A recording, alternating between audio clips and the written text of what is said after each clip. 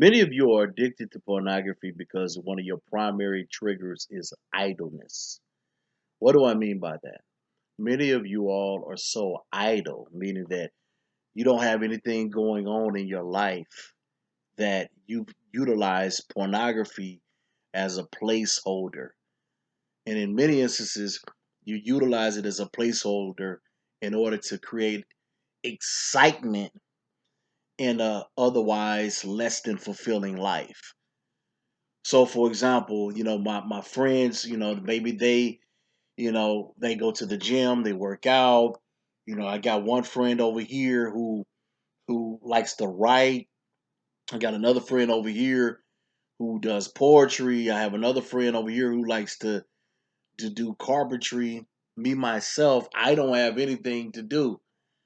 And so because I don't have anything to do, I tend to just log in and watch stuff that I know I should not be watching because at least it's taking my time off this boredom. At least it's giving me something to do.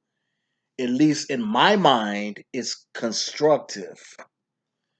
And these same people wonder why they're addicted and why they can't stop. Well, you can't stop because pornography has become your go to. It's become the thing that you're good at doing. Some people are good at basketball. Some people are good at football. Some people are good at mathematics. Some people are good at physics or whatever. Many of you are good at watching porn, and you have convinced yourself that you perfected the art of watching pornography, and it's a very unconscious thing.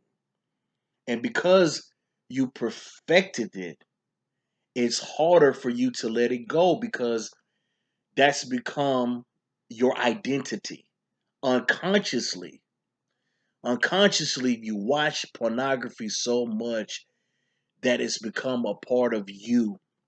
And excuse me. And what you see as your identity is harder for you to get rid of. So my challenge to you is this: is to denounce pornography totally. Denounce its power over your life. To physically say out of your mouth that pornography, you no longer have room in my life. Pornography, you no longer have room in my life. Now I can hear some of you saying, well, Dom, that's sort of silly, man. But here's the thing, folks. Whether you believe it or not, whether you are a Christian or not, the Bible says that life or death are in the power of the tongue, and those that love it would eat the fruit thereof. It says that words are spirit and they engender life. So then, even if you're not a Christian, if you believe in just positive thinking, even within positive thinking circles, they tell you that the words that you say create certain circumstances that happen in our life. So your words are powerful. Your words are spirit. Your words have a creative force behind them. So because I know that words are powerful, I'm going to use my words as an ally. I'm going to physically say that I'm a victorious overcomer, like the page says. I'm going to say that porn and its ability no longer has root in my life because I want to create that circumstance in my life.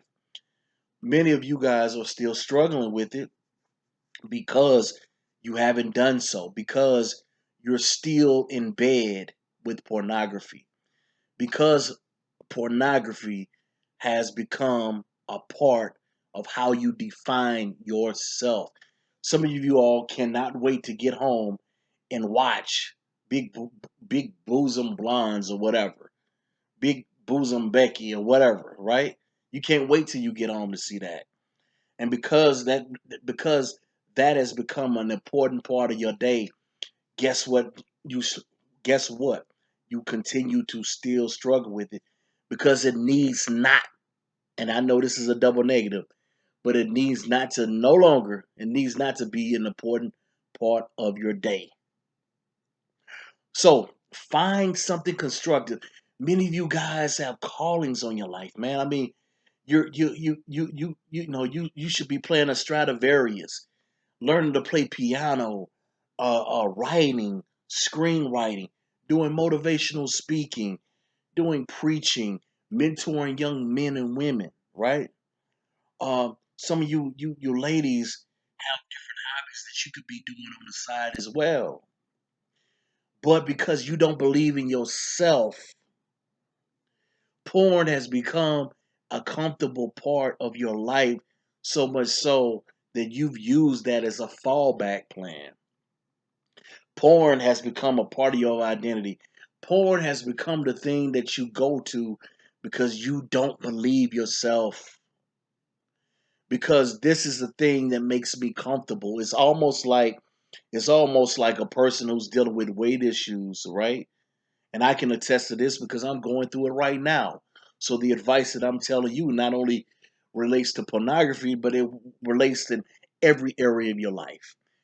If you have something that you're struggling with in your life, you have certain things that you can fall back on that can give you comfort. A person that's overweight, they feel comfortable eating Twinkies. They feel comfortable eating a lot of foods high in carbohydrates. Why? Because it feels good. Because it gives me comfort. Because it's harder for me to take my butt to the gym and work it off. So the way that I'll do it is I try to find a quick fix. I'll try to get the latest pill potion or something of that nature to lose the weight. But I've never really gotten down to the behavior that caused me to have the weight gain in the first place. Same way the pornography. Many of you, if you, and I've said it in other videos, have low self-esteem, low self-confidence, you're afraid of you're afraid of approaching a young lady. You're afraid of having a healthy relationship with a man, young lady. And so because of this, you reverted to pornography because it's comfortable. It become it has become your comfort spot. And because it's become your comfortable place, it's harder for you to let it go. So right now, what I want you to do as an assignment, and when right now, yes, right now, I want you, if you have a mirror available, and I talked about that in a previous video about rewiring your mind for masturbation. It was either in part one or part two. Look at yourself in the mirror, and I want you to denounce pornography. I want you to denounce your relationship with pornography. And the reason I'm telling you to look at yourself in the mirror, because in a sense, I want you to create a contract with yourself.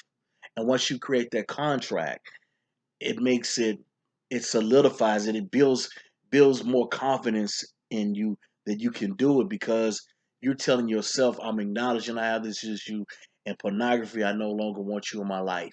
Pornography, you're no longer taken from my life because it puts you on a hook. It not only puts you on the hook, but it disempowers that part of you, that nature in you that wants to be prideful, that nature in you that is not humble.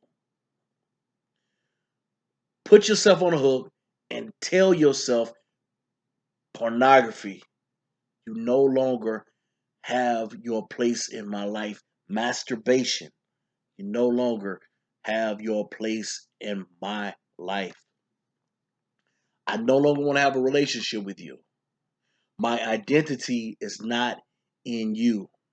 And then once you do that, folks, truly ask yourself, what are you what could you be doing during the times that you normally masturbate or you normally engage in watching pornography? And get out of the mind frame of thinking, well, I'm too old to do this. I'm too old to no, you're not too old. You still got blood running in your veins. Certain things, yes, are time like you said, well, I'm 40 years old and I want to play in the NBA. Well, more than likely that's not going to happen, right? However, you could probably still work in the front office or you could do something like that. So, yes, certain things are time activated. However, there are other things that you can still do. Find those and start working on them, folks. I love you. God bless you. And I hope that helps. Oh, yeah. For more tips and strategies, and if you want individualized coaching, go to www.pornaddictshelp.com, www.pornaddictshelp.com.